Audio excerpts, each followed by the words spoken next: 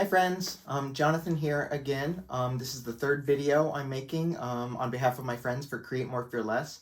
For those of you joining me for the first time, I'm a cartoonist, I'm an illustrator, I'm an educator, and I'm kind of making these videos just to kind of give you some exercises or some projects to do that help loosen up in your drawing, worrying less about being a perfectionist, and hopefully kind of give an output to some worry or anxieties that maybe you're carrying with you. And for those of you that are coming back, this is the third time. I really, really appreciate your time that you're spending with me, even if it's just over the internet and through this video. But I guess we'll go and get started. And as a reminder for everyone, we start every session with a worry release exercise. And when we do this, see, I even like get so excited or nervous when whenever I'm making these videos. I need to learn to like calm down and speak slower in case I talk too fast for some people. So I'm sorry about that. But so we'll do a worry release exercise. And what that is it's basically a way to kind of take our worries and kind of put them out into the world. And then once they're out in the world, we can decide what we want to do with them. And so what we're going to do is we're going to take a sheet of paper or anything else that you want to write on. Like I've said in the past, you can write on paper, Lego bricks, stones, whatever you want. And so we're going to take that. You're going to need something to write with. And I'm going to use these sticky notes, obviously. That's why I have them in front of me. And we're just going to close our eyes. Take a deep breath. And just think about what are the thoughts we've been carrying with us the last couple days? Or the last day, or whenever. What's on your mind? What are you worrying about? What's giving you anxiety? And when you have that thought, go ahead and you can write it down.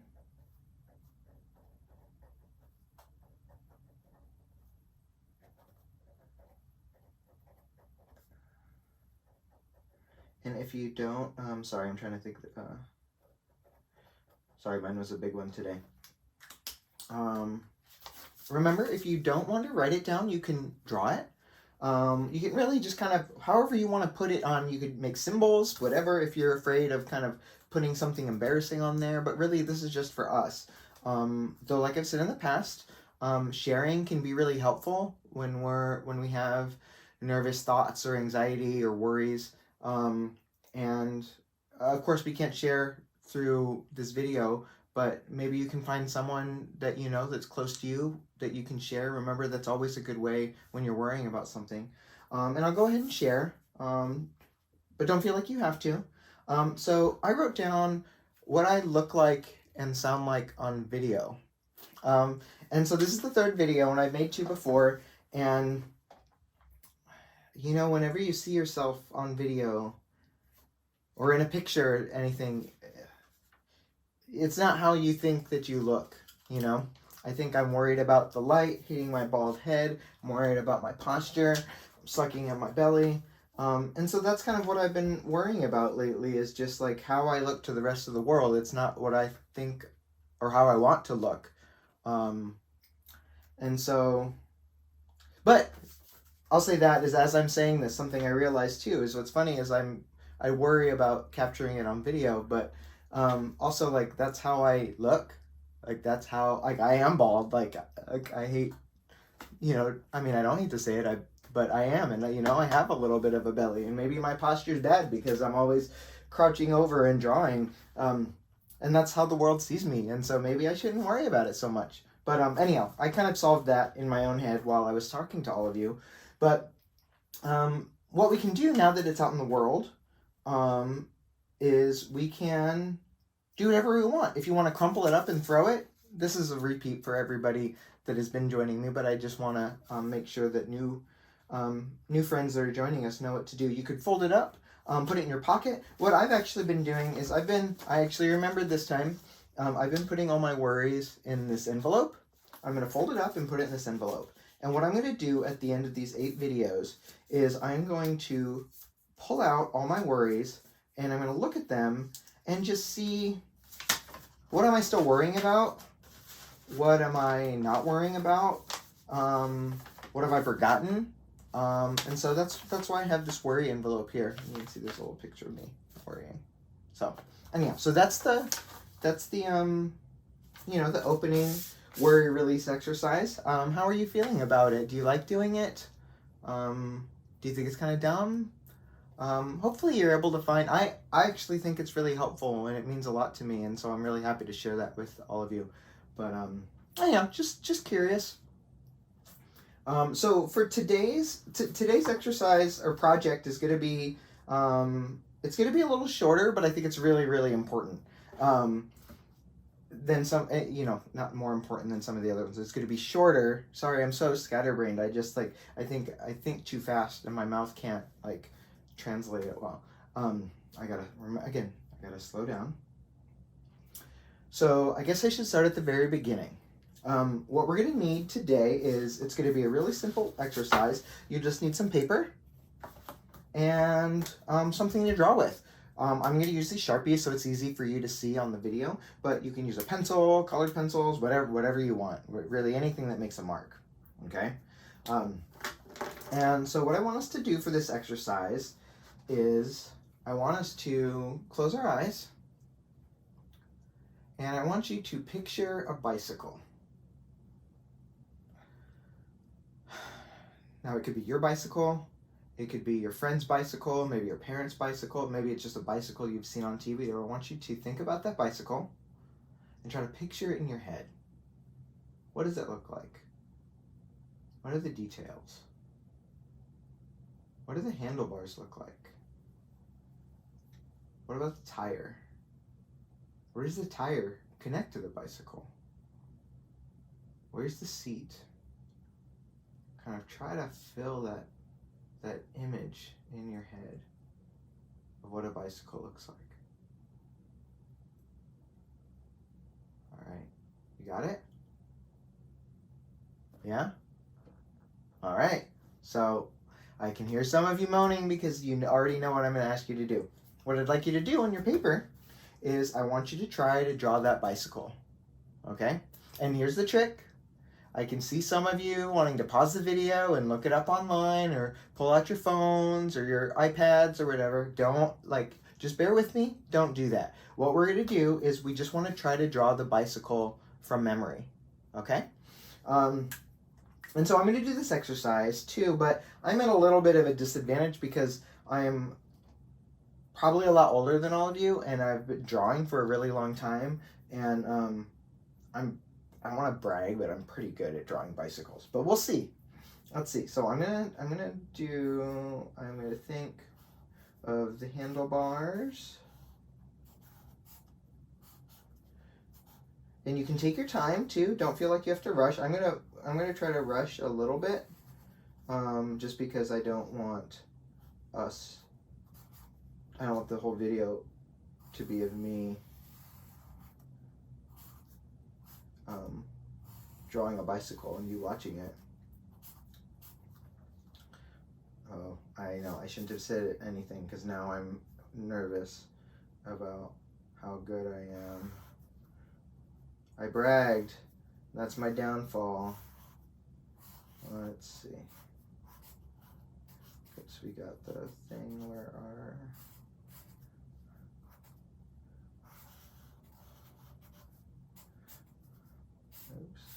And so, also, I'll just stop for a second. I really like, what I want you to do is, we're not worrying about how perfect the bicycle looks. All right, you can see that here I've kind of messed up, and so I've just drawn over it.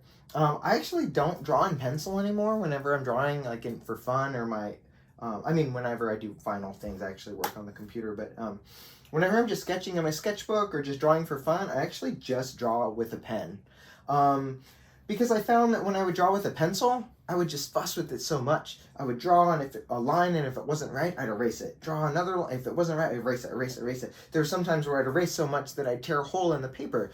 And I realized I was just getting so caught up in trying to get the drawing perfect that I wasn't really having fun with the drawing. And so I've kind of, something that I've learned for myself to kind of break out of that is to just draw with a pen. And what it does, or a Sharpie or a marker, something that you can't erase with, what it does is it kind of lets me just live with the lines that I made. And it just lets me be a little freer and a little looser. And it helps me get rid of that sort of worry about being perfect. And because I can always redraw something if I don't like it. Or if it turns out so horrible. But really just letting myself draw is the biggest thing, and not getting caught up in it's perfect. So you don't have to do that, but just in case you're wondering, like, oh wow, he messed up, or why is he drawing with a pen? I just wanted to kind of tell you that. Maybe you'll find that same thing helpful, or you can still draw with a pencil. Maybe you just don't draw with an eraser. But again, I want you to draw how you're comfortable, and I want your drawing to turn out how you want to do it, even though I'm kind of giving you these weird rules. So just something to think about. All right, so I got to figure out. Oh, actually, I think this is bigger. And then I think this goes, this is the chain. And then I think this is the back tire. And I think it goes like that. I'm not going to add too much detail to it. You can add however much detail you want. I'm not going to put the spokes in, because this, I'll put the spokes in. Spokes can be really hard to draw. Okay. So, all right. So again, if you want to, you can pause the video and finish your bicycle. Or if you've kind of just drawn along while I was talking and you're ready to go, that's cool too. But what we're going to do is, so we've drawn our bicycle. And how did it turn out? Overall, I'm pretty happy with this. Again, like I said, I've had a lot of experience drawing bicycles. And you just get better the more you do something, right? But assuming that maybe you haven't drawn a lot of bicycles, what I want us to do is now, I am going to ask you to pause it. And what I want you to do is look online, or if you don't want to pause it, you can just kind of continue watching. But grab a phone or an iPad, or if you need to pause it and look up on the computer, I want you to look up what a bicycle, like look up, Google image search bicycle, and try to pull an image of a bicycle. And so I don't want to be on my screen while we're kind of spending time with each other. So what I did is I actually went and I printed out a picture of a bicycle.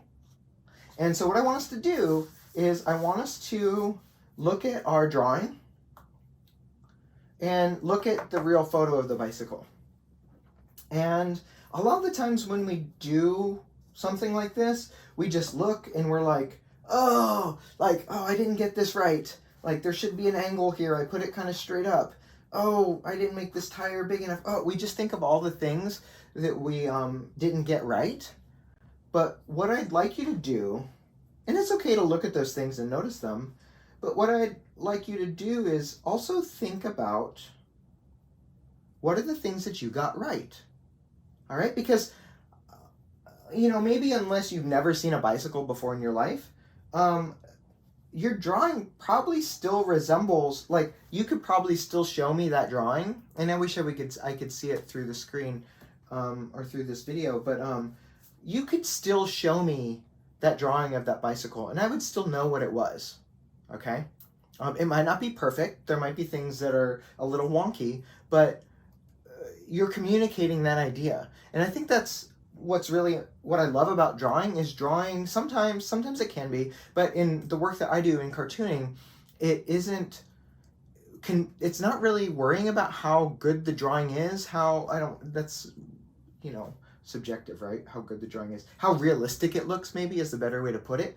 What is the most important thing is how is it conveying the information, all right? It doesn't matter so much, is that car a 1965 Chevy, or is that an old car from this, like, can I understand that, all right? And so I love that about cartooning. Not that we can't push ourselves to kind of make it more, to try to get better. We can always try to get better. But that's what I love about comics, is that it is just about communicating ideas. And so what we can do is we can look and, for instance, like, again, I have a lot of experience. Like, I'm pretty proud of this bicycle. I think the biggest thing is I think this front tire should be bigger. And I think I didn't realize that you can see this kind of is like a triangle. And I kind of made it, it's kind of like a triangle like this. And I kind of made it like a triangle like that. You can actually see these shapes here. I actually really like thinking of it like that in terms of those shapes. So,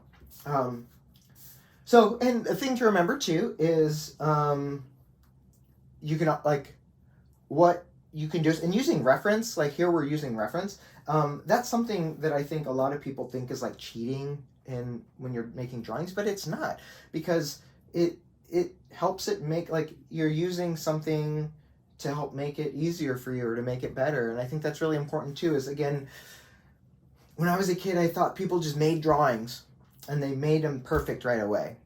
And as I've gotten older and older, I realized that it's a process, and that process involves so many things, and that I might draw something and it might look a little weird, but then I can check and see, I can really look at this and be like, well, what wasn't right? And then I can redraw it and I can make that drawing better. And I think in the same way, it's cheating in the sense that, like, I have bad eyesight, right? I can't see you without my glasses.